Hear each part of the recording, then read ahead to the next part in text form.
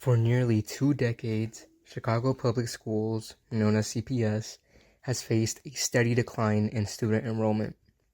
Between 2012 and 2022 alone, the number of students dropped by 18%, which means about 70,000 fewer children are attending CPS schools today compared to 10 years ago.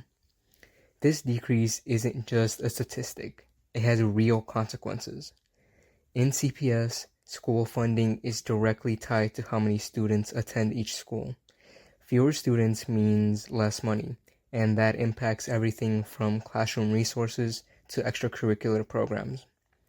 To help struggling schools, CPS provided additional funds in fiscal year 2023, but the challenge remains. How do we support schools when enrollment keeps dropping?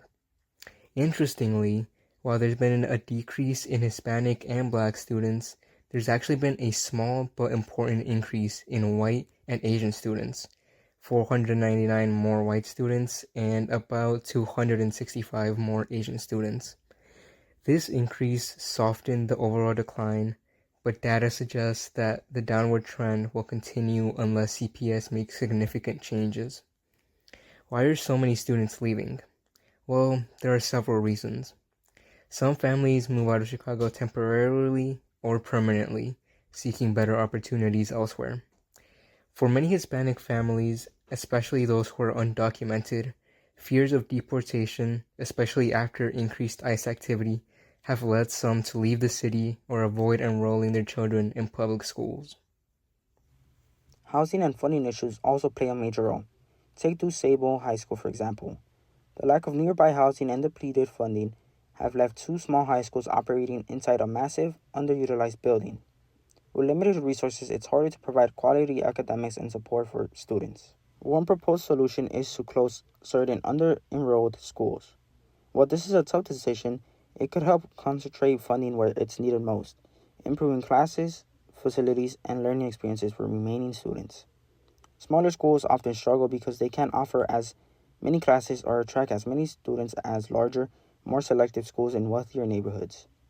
Sometimes, even with extra funding, it's too expensive to renovate older buildings or expand programs, leaving these schools stuck in financial limbo. So what's the plan moving forward? CPS aims to ensure every school is organized and resourced to offer small class sizes, arts instruction, and social-emotional learning systems. They're working to provide all students with access to high-quality curriculum, expanding equal opportunities across all schools and grade levels. CPS will also use meaningful assessments to collect data and improve how curriculum is structured, enhancing student knowledge and outcomes. Building trust is key. CPS plans to prioritize youth participation within school districts, making sure students and families know what's happening in their communities.